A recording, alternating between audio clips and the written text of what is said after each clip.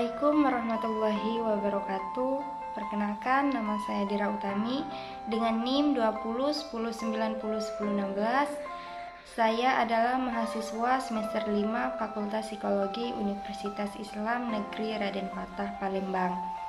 Di sini saya akan mempresentasikan materi pada pertemuan keempat sebagai tugas individu pada mata kuliah Psikologi Pendidikan.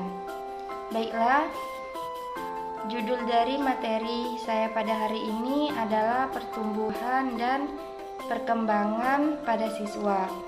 Jadi dalam diri pribadi manusia itu baik yang jasmania maupun yang rohania terdapat dua bagian yang berbeda sebagai kondisi yang menjadikan pribadi manusia berubah menuju ke arah kesempurnaan. Adapun dua bagian kondisional pribadi manusia itu meliputi yang pertama ada bagian pribadi materi yang kuantitatif dan yang kedua itu ada bagian pribadi fungsional yang bersifat kualitatif. Bagian pribadi materi yang kuantitatif mengalami pertumbuhan, sedangkan bagian pribadi fungsional yang kualitatif itu mengalami perkembangan. Disitulah kita bisa melihat perbedaan antara keduanya. Jadi, pertumbuhan dapat diartikan sebagai perubahan kuantitatif pada materi sesuatu sebagai akibat dari adanya pengaruh lingkungan. Sedangkan perubahan kualitatif ini dapat berubah pembesaran atau pertambahan dari tidak ada menjadi ada, dari kecil menjadi besar, dari sedikit menjadi banyak, dan dari sempit menjadi luas, dan sebagainya. Dan pada kualitatif ini tidak berarti bahwa pertumbuhan itu hanya berlaku pada hal-hal yang bersifat secara kuantitatifnya saja, karena tidak selamanya materi itu kuantitatif, dan pada materi dapat terdiri dari bahan-bahan kuantitatif seperti atom, sel, kromosom, rambut, molekul, dan lain-lain. Dapat pula materi ini terdiri dari bahan-bahan kualitatif seperti kesan, keinginan, ide, gagasan, pengetahuan, nilai, dan lain-lain. Dari uraian di atas, dapatlah kita rumuskan arti dari pertumbuhan pribadi sebagai akibat dari perubahan kuantitatif pada materi pribadi sebagai akibat dari adanya pengaruh di lingkungan. Yang pertama itu ada pertumbuhan manusia. Peristiwa pertumbuhan pribadi manusia ini bertolak dari peristiwa awal herediter. Manusia terbentuk dari materi yang lemah. Materi yang dimaksudkan adalah materi genetis. Pertumbuhan genetis manusia tidak jauh berbeda dengan pertumbuhan genetis pada hewan, karena keduanya merupakan organisme yang saling berkaitan. Setiap organisme pun tumbuh dari keadaan sederhana, dengan satu sel tunggal menjadi banyak sel dan membentuk organisme yang bersusun sangat kompleks. Manusia secara genetis mula-mula terjadi dari satu sperma dan satu sel telur. Satu sperma memasuki sebuah telur dan satu individu baru mulai membentuk diri.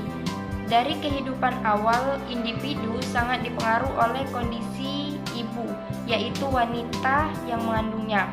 Sedangkan peran ayah dalam menumbuhkan individu ini baru hanyalah memberikan kemungkinan yang tepat agar individu tersebut tetap terkonsep. Selanjutnya itu hukum-hukum yang mengatur pertumbuhan. Yang pertama ada pertumbuhan secara kuantitatif serta kualitatif. Pertumbuhan ini mencakup dua aspek perubahan, yaitu perubahan kuantitatif dan perubahan kualitatif. Perubahan kuantitatif ini mencakup division dan memperbanyak kromosom sel-sel, penambahan jumlah gigi, rambut, pembesar materi yang bersifat jasmania. Hal yang demikianlah yang kejadiannya dapat kita sebut sebagai tumbuh atau pertumbuhan. Yang kedua itu ada pertumbuhan suatu proses yang berkesinambungan dan teratur. Jadi pertumbuhan ini merupakan proses yang berkesinambungan mulai dari keadaan sederhana sampai pada keadaan yang sangat kompleks. Kesinambungan pertumbuhan ini pada manusia dapat kita renungkan atau dapat kita amati. Selanjutnya itu perkembangan. Perkembangan merupakan suatu perubahan dan perubahan ini tidak bersifat kuantitatif melainkan kualitatif. Perkembangan tidak ditekankan pada segi materi melainkan pada segi fungsional. Dari uraian ini, perkembangan dapat diartikan sebagai perubahan kualitatif dari fungsi-fungsi. Perubahan sesuatu fungsi adalah disebabkan oleh adanya proses pertumbuhan materi yang memungkinkan adanya fungsi itu, dan di samping itu disebabkan oleh perubahan tingkah laku hasil belajar. Dengan demikian, namun kita boleh merumuskan pengertian perkembangan pribadi sebagai perubahan kualitatif, dan setiap fungsi kepribadian akibat dari fungsi kepribadian akibat dari pertumbuhan dan belajar. Selanjutnya, hukum-hukum perkembangan. Perkembangan tidak dapat dipisahkan dari pertumbuhan. Pertumbuhan sesuatu materi jasmania dapat menumbuhkan fungsi, dan bahkan perubahan fungsi pada materi jasmania dapat menghasilkan kematangan atas fungsi tersebut. Kematangan fungsi-fungsi jasmania sangat mempengaruhi perubahan pada fungsi-fungsi kejiwaan. Itulah sebabnya mengapa dikatakan bahwa perkembangan tidak dapat dipisahkan dengan pertumbuhan. Adapun hukum-hukum dari perkembangan adalah sebagai berikut. Yang pertama, perkembangan adalah kualitatif. Perkembangan tidak mengenai materi melainkan mengenai fungsi. Telah dikemukakan di atas bahwa perubahan fungsi tidak dapat terjadi secara kuantitatif melainkan secara kualitatif. Dengan demikian, perkembangan itu adalah kualitatif. Kualitatif di sini dihubungkan dengan hasil dari perubahan yang tidak dihargai secara kuantitatif.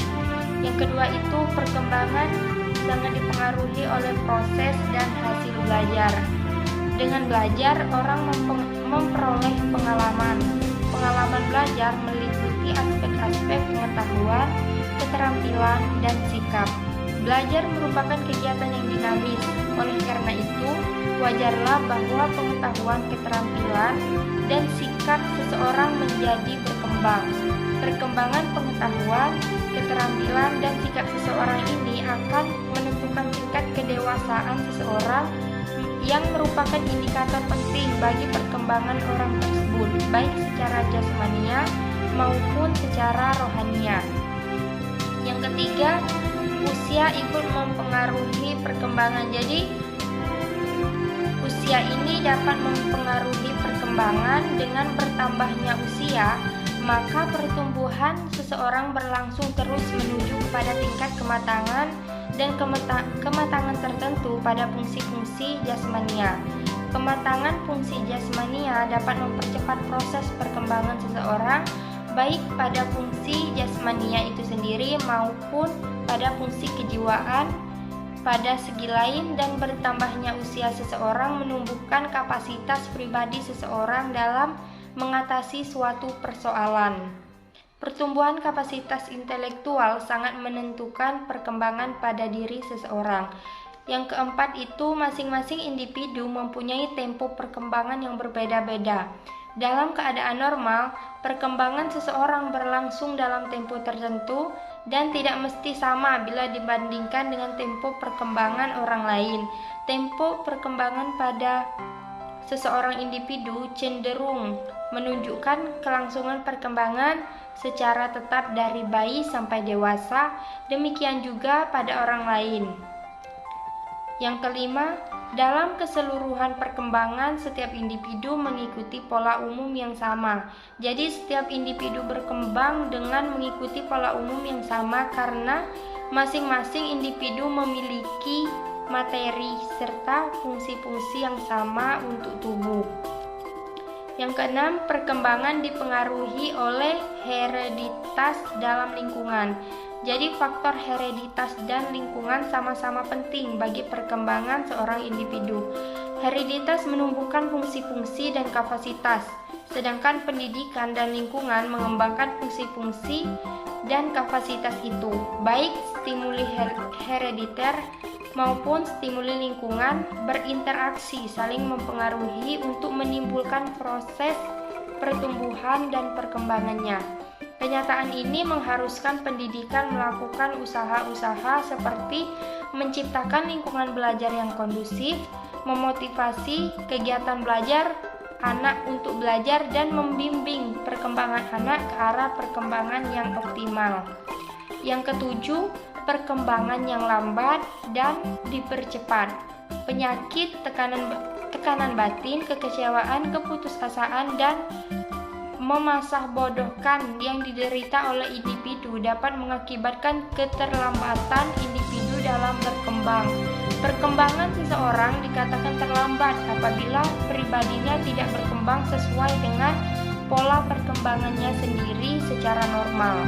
Kelambatan perkembangan ini dapat dipercepat melalui kepemimpinan pengajaran yang diktatis, penciptaan lingkungan yang kondusif di sekolah dan di luar sekolah, serta motivasi kegiatan belajar pada anak didik. Yang kedelapan itu perkembangan meliputi proses individualisasi dan integrasi. Meskipun pola tingkah laku individu pada mulanya bersifat umum, namun dengan majunya pertumbuhan terjadilah perkembangan masing-masing individu yang tidak bersamaan dalam pola umum pertumbuhan badannya. Maka muncullah fungsi menggunakan sebelah tangannya tanpa dibarengi dengan penggunaan tangan yang di sebelahnya lagi. Selanjutnya ada faktor-faktor yang mempengaruhi perkembangan. Persoalan mengenai faktor-faktor apakah yang mempengaruhi perkembangan itu, atau kalau dirumuskan lebih luas, hal-hal apakah yang memungkinkan perkembangan itu terjadi, dapat dijawab oleh para ahli dengan jawaban yang bermacam-macam sekali. Secara umum dapat digolongkan menjadi 3 pendapat yang dapat mempengaruhi perkembangan pada seorang individu.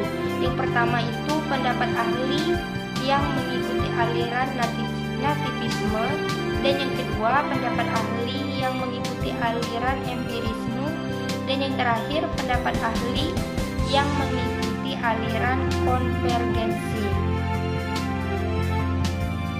Adapun pendapat ahli yang mengikuti aliran nativisme ini dijelaskan bahwa perkembangan individu itu semata-mata ditentukan oleh faktor-faktor yang dibawa sejak lahir. Dan pendapat ahli yang mengikuti empirisme ini secara langsung bertentangan dengan pendapat aliran nativisme. Kalau pengikut aliran nativisme berpendapat bahwa perkembangan itu semata-mata tergantung pada faktor dasar, maka pengikut aliran empirisme berpendapat bahwa perkembangan itu semata-mata tergantung kepada faktor lingkungan, sedangkan dasar tidak memainkan peranan sama sekali. Dan yang terakhir itu pendapat ahli yang mengikuti aliran konvergensi, bahwa dia dalam perkembangan individu itu baik dasar atau pembawaan maupun lingkungan memainkan peranan penting. Bakat sebagai kemungkinan telah ada pada masing-masing individu, akan tetapi bakat yang sudah tersedia itu perlu menemukan lingkungan yang sesuai supaya dapat berkembang. Baiklah, mungkin hanya itu penyampaian pemaparan materi dari saya. Apabila ada kesalahan kata dalam penjelasan tersebut, saya minta maaf kepada Allah. Marilah kita sama-sama memohon ampun. Wabillahi muwaffiq ila aqwamit thoriq. Wassalamualaikum warahmatullahi wabarakatuh.